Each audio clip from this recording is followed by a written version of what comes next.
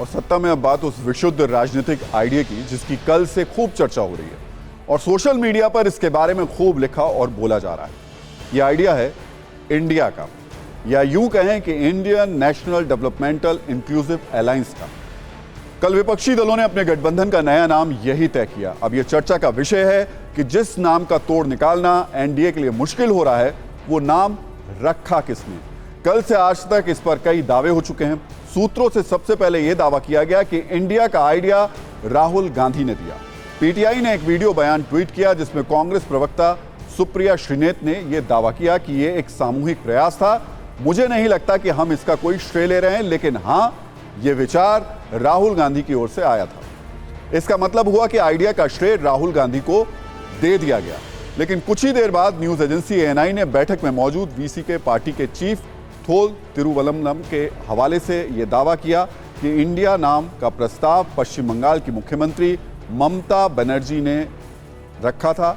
लंबी चर्चा के बाद यह तय हुआ कि गठबंधन का नाम Indian national developmental inclusive alliance होगा। यानी ये शानदार आइडिया किसका था, इसमें थोड़ा कंफ्यूजन भी है, थोड़ा क्रेडिट की लड़ाई भी है। हालांकि इस बीच बीजेपी नेता सुशील कुमार मोदी ने दावा कर दिया कि इंडिया गठबंधन के संयोजक नहीं बनाए जाने से नीतीश कुमार नाराज हैं, इसलिए वो बैठक खत्म होने के बाद प्रेस कॉन्फ्रेंस के लिए रुके तक नहीं और पटना रवाना हो गए। हालांकि जेडीयू इससे इनकार कर रही है। पहले जेडीयू के राष्ट्रीय अध्यक्ष ललन सिंह और बाद में नीतीश कुमार ने खुद ये कहा कि वो बिल्कुल नाराज नहीं है। ये सारी बातें गलत हैं। एक बार सुनिए उन्होंने क्या कहा। नीतीश कुमार चाहते थे कि कन्वीनर के रूप में उनका नाम तय हो जाए। उनके लोगों ने प्रस्ताव भी किया कि इसी बैठक में ना तय हो जाए, लेकिन कन्वीनर के बारे में भी मामला टाल दिया गया। वो जो था वो नीतीश कुमार को बेंगलुरु में नहीं मिला। और देखिए, नीतीश जी के साथ हम लोगों ने काम किया। बात बात पे नाराज हो जाना और फिर बार्गेन करना, तो उनकी नाराजगी का अर्थ यही कि वो कुछ बार्गेन करना चाहते हैं। नाराजगी की बात आ रही है कि आप नाराज होकर निकले वहाँ से। हम क्या के नाराज हो? ये बीजेपी की तरफ से आरोप लगाया जा रहा है। बताइए, तब बीजेपी का उस मीटिंग से क्या लेना देना है? आप बोलिए ना, तरह तरह की बात लोग कहते हैं। आप लोग भी यहाँ बैठे हो, हम चले गए थे, इसलिए कोई खास बात तो है नहीं।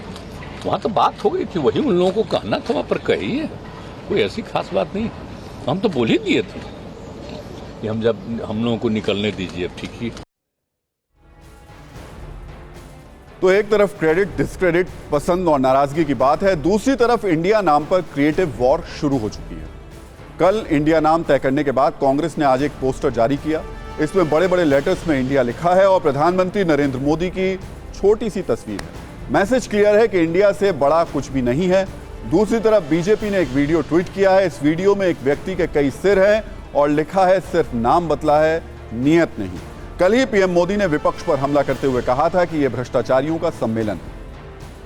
हालांकि इंडिया नाम पर इतनी ज्यादा प्रतिक्रिया है कि विपक्षी गठबंधन के इंडिया नाम रखने पर असम के सीएम हिमंता बिस्वा शर्मा ने अपने ट्विटर हैंडल के बायो से इंडिया हटाकर भारत कर दिया। वैसे यह अलग बात है कि विपक्षी गठबंधन के इंडिया नाम का टैगलाइन है जीतेगा भारत। इस बीच कांग्रेस नेता और केंद्रीय मंत्री शशि थरूर ने फिल्म आदिपुरुष के डायलॉग से प्रभावित होकर एक राजनीतिक ट्वीट किया और लिखा, एनडीए की लगेगी लंका, बजेगा अब इंडिया का डंका, जीतेगा।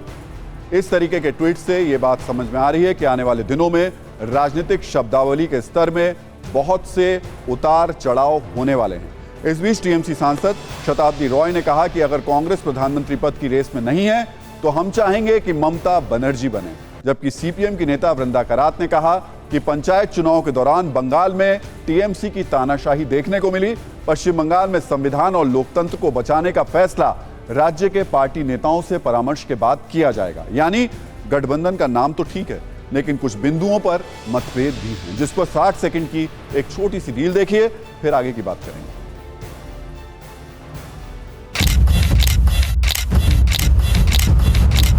यह है कि पैरों के तले जमीन खिसक गई है, क्योंकि वो ये जानते हैं कि जब लड़ाई में सामने इंडिया हो तो जीत इंडिया की ही होगी। सोचे कि हम डायनेस्टी की ढोल में डेमोक्रेसी की ढक्कन से जो है वो कोई बहुत बड़ा अल्टरनेटिव दिखाने वाले हैं, तो ये की गलतफहमी है। टीएमसी के खिलाफ और टीएमसी की तानाशाही रुख जो बंगाल में दिखाई दिया है पूरे पंचायत के चुनाव में, बंगाल के अंदर ये जो कॉन्स्टिट्यूशन बचाने का जो परिस्थिति है वो बंगाल के ही आधार पर तय होगा। ওই তো আমাদের নেত্রী আমাদের সিএম একজন বাঙালি যে হয়নি কখনো, তো আমরা তো চাইবো সেটা, মানে পরের স্টেপ অন্য কথা, কিন্তু চাওয়ার জায়গায় স্বপ্ন দেখাতে অসুবিধা নেই।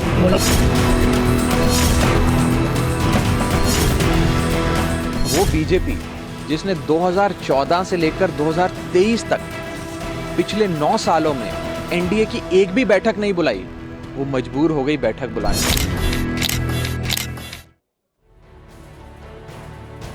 तो अंग्रेजी के महान लेखक और प्रख्यात नाटककार विलियम शेक्सपियर की कृति रोमियो एंड जूलियट का एक मशहूर कथन है, what's in a name, a rose by any other name would smell as sweet. यानी नाम में क्या रखा है, एक गुलाब का नाम कुछ और भी रख दिया जाए तो भी उसकी सुगंध उतनी ही मीठी रहेगी। लेकिन राजनीति में नाम में ही सब कुछ रखा हुआ है।